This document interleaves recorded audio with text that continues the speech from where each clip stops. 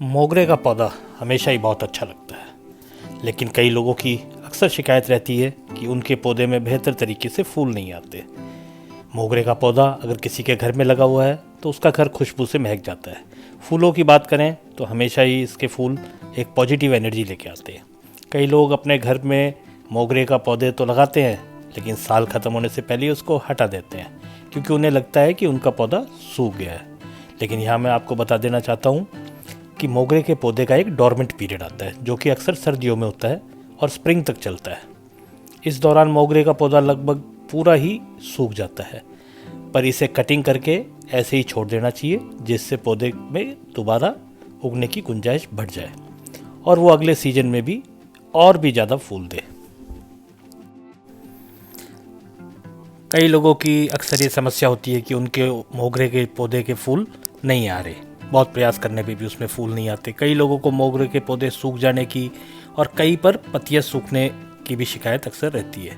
साथ ही साथ पत्तियां पीली भी हो जाती हैं। अगर आपके मोगरे के पौधे के साथ भी इस तरह की समस्याएं हो रही हों और आप चाहते हों कि आपके पौधे में भी बहुत से फूल आएँ, तो उसके लिए आपको कुछ टिप्स बताने जा रहा हूँ जिनका आपको ज़रूर ध्यान रखना होगा। और इन टिप्स को जानने के लिए आप कृपया करके इस वीडियो को अंत तक देखें, और आपने अगर अभी तक हमारा channel the edible green terrace subscribe नहीं किया है तो ज़रूर करें, क्योंकि इस वीडियो के अंत में मैं 2 ऐसे होममेड फर्टिलाइज़र बताने जा रहा हूं जिनको बनाने की पूरी विधि भी बताऊंगा, जिनके उपयोग से आपके मोगरे का पौधा सदा फूलों से लदा रहेगा। तो शुरुआत करते हैं। अब मोगरे के पौधे की बात करें तो जो पहली बात है जिसका हमें ध्यान रखना है वो ये है कि मोगरे का पौधा धूप के बिना सर्वाइव नहीं करेगा, वो मर जाएगा। आपका मोगरा तभी खिलेगा तब उसे अच्छी धूप मिलेगी। मोगरा सिर्फ 1-2 घंटे की धूप में उतना असर नहीं दिखाएगा जितना उसे दिखाना चाहिए। मोगरे के पौधे में फूल आए, इसके लिए आपको इसे बहुत ज़्यादा धूप में रखना होगा। दिन में 5-6 घंटे की धूप के बिना वो सिर्फ 1-2 कली ही देगा। जहाँ मोगरे का पूरा धूप मिलना संभव होगा और जैसे ही उसे ये मिलने लगेगी तो आप खुद इसमें फ़र्क महसूस करेंगे। हाँ, एक बात का आप ध्यान रखें, अगर आपके यहाँ गर्मी का समय और धूप बहुत ज़्यादा तेज़ है तो जो दोपहर की जो पीक पीरियड की धूप है उसमें आप इसको ग्रीन शेड में रख सकते हैं, अन्यथा धूप मोगरे के लिए बहुत ही बेहतर रहती है। दूसरा जो बहुत ही महत्वपूर्ण है कि हमें किस प्रकार के गमले का चयन करना चाहिए। वैसे तो ज़मीन में लगाए अगर किसी भी पेड़ को तो उसकी तो कोई मुकाबला ही नहीं है, लेकिन अगर आप गमले में भी लगाते हैं तो आपको प्लास्टिक के गमले में कभी भी मोगरा नहीं लगाना चाहिए। जैसा कि हमने पहले ही बता दिया था कि मोगरे अच्छे से खिले उसके लिए उसे धूप में रखना आवश्यक है, लेकिन धूप में रखने के साथ साथ ये भी ज़रूरी होता है कि उस गमले को उसे सही गमले में लगाया जाए। कई लोग अपने पास प्लास्टिक का गमला ला कर रखते हैं जो सही नहीं होता। जब किसी पौधे को 5-6 घंटे धूप लगेगी तो प्लास्टिक में हीट जनरेट होगी और ज़रूरत से ज़्यादा हीट के कारण उसकी जड़ें खराब हो जाएंगी और पौधा सूखने लगेगा। इसलिए या तो इसे मिट्टी के गमले में लगाएं या फिर सीमेंट के गमले में लगाएं। अब तीसरी बात जिसका हमें ध्यान रखना है कि मोगरे के पौधे की छटाई बहुत ज़रूरी है। मोगरे की कलियां खिलने के बाद जब फूल गिर जाते हैं तो उसके पॉड्स रह जाते हैं। हमें उस ब्रांच को ऊपर की 2 पत्तियों के साथ मोगरे की छटाई कर देनी चाहिए। बहुत ज़्यादा नहीं काटना, बस ऊपर से जहाँ से फूल का गुच्छा आया था उस और जहाँ से फूल खिल के गिर चुके हैं उस जगह से हम उसकी थोड़ी सी ट्रिमिंग कर दें तो मोगरे के नए पत्तियाँ आएंगी और फूल भी बहुत ही अच्छी तरह से खिलेंगे। अब मोगरे के पौधे में वाटरिंग की बात करें तो हमें इसकी जो मिट्टी है गमले की या जहाँ भी हमने इसको लगा रखा है उस मिट्टी को कभी सूखने नहीं दें। मोगरे के पौधों को बचा के रखना है तो उसके लिए आपको इस बात का बहुत ज़्यादा ध्यान रखना होगा कि इसकी मिट्टी को सूखने नहीं देना है। ये पूरे दिन धूप में रहता है, इसलिए ज़रूरी है कि आप इस पौधे को ठीक तरह से पानी दें। ऐसे में ओवर वाटर करना सही नहीं है, आप उसमें बहुत ज़्यादा पानी मत दें, लेकिन साथ ही साथ इस बात का भी ध्यान रखें कि वो जो मिट्टी है वहाँ की वो हमेशा नमी बरकरार रखें। तो जैसे अगर आप शाम को पानी देते हैं तो आप थोड़ा हैवी पानी दे दीजिए, और सुबह आपको अगर वहाँ की मिट्टी कुछ सूखी लगती है तो आप स्प्रेयर से थोड़ा सा पानी स्प्रे करके मिट्टी में नमी बरकरार रख सकते हैं। अब जैसा कि हम जानते हैं कि मोगरे के पौधे को बहुत सारे न्यूट्रिएंट चाहिए। मोगरा बहुत ही ज़्यादा हैवी फीडर होता है और इसमें बहुत सारे न्यूट्रिएंट्स की ज़रूरत होती है। ऐसे में आप जब भी इस पौधे को लगाएं तो इसमें 50% गोबर की खाद या वर्मी कंपोस्ट का होना ज़रूरी है। आप गमला जब तैयार करें, उसकी जब मिट्टी तैयार करें तो उसमें 50% गोबर की खाद, 15% रेत, 10% कोकोपीट और बाकी गार्डन सॉइल मिला के इसको तैयार कर सकते हैं। इसके अलावा एक बहुत ही महत्वपूर्ण चीज़ है जिसको हम अपने मोगरे के पौधे में डालें तो इसमें फूलों की मात्रा में बहुत इजाफा होता है। इसको हम बोलते हैं एप्सम सॉल्ट। जी हाँ, अगर आप एप्सम सॉल्ट अगर आप इसको देते हैं तो आप इसकी फ्लावरिंग अपने आप देखेंगे कि आप बहुत अधिक हो जाएगी। इसके लिए आपको 2 लीटर पानी में सिर्फ 1 चम्मच एप्सम सॉल्ट मिलाकर इस पौधे के आसपास डाल दें, हल्की सी खुदाई करके जड़ों के नज़दीक।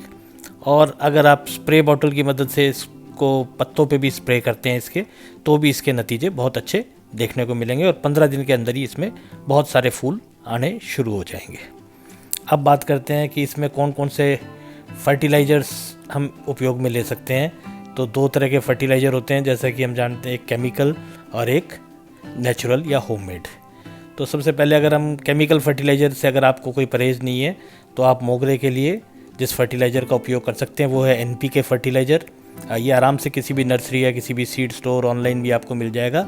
NPK फर्टिलाइज़र ख़ासतौर पर फूलों के लिए ही होता है और इसकी कीमत भी बहुत ज़्यादा नहीं होती है।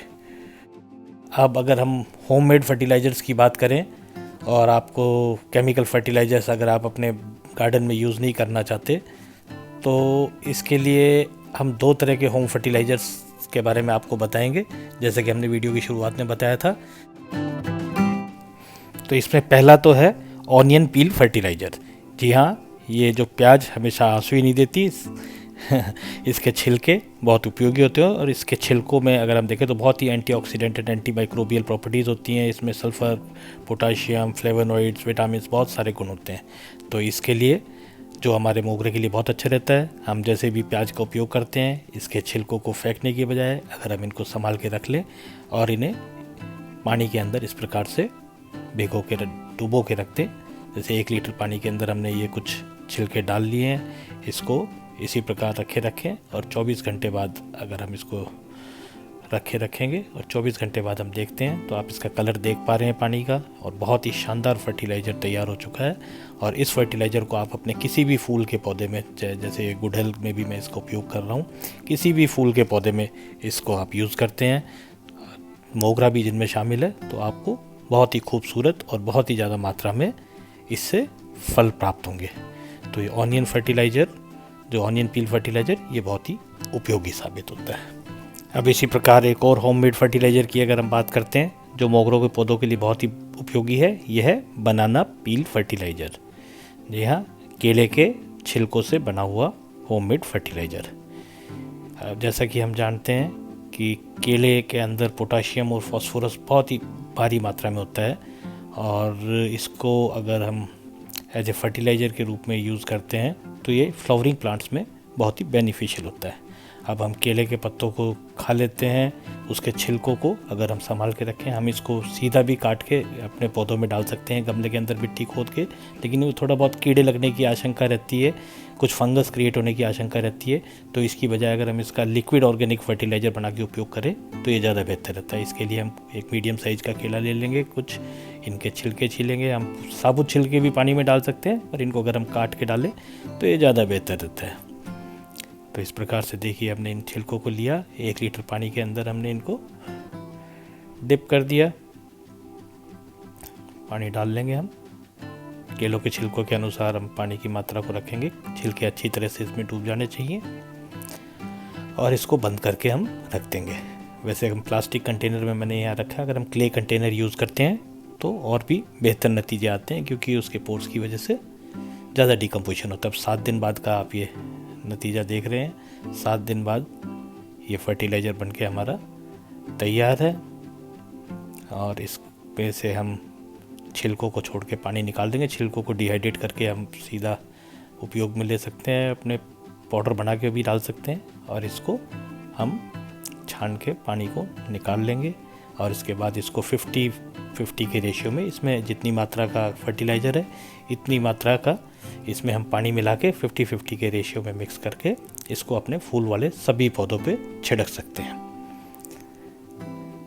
छिड़कने से पहले हम वहाँ मिट्टी की हल्की सी खुदाई कर ले, जिन भी उसमें देख रहे हैं और ये फर्टिलाइज़र भी हर प्रकार के फ्लावरिंग प्लांट्स, यहाँ पे आप देख रहे हैं इसके नतीजे मैंने गुलाब में और ये सभी प्रकार के जो भी ये हिबिस्कस आप देख रहे हैं, गुड़हल, मैं सब प्रकार के उसमें इसका उपयोग करता हूँ। और मोगरे में तो इसका उपयोग बहुत ही लाभदायक सिद्ध होता है। और ये देखिए इसके नतीजे कितने खूबसूरत फूल आप इससे पाएंगे। उम्मीद करता हूँ तो आप इन जो मेरे द्वारा बताई गई टिप्स हैं इनका उपयोग करेंगे और अपने घर के मोगरे में बहुत सारे फूल पाएंगे। Thank you for watching the video.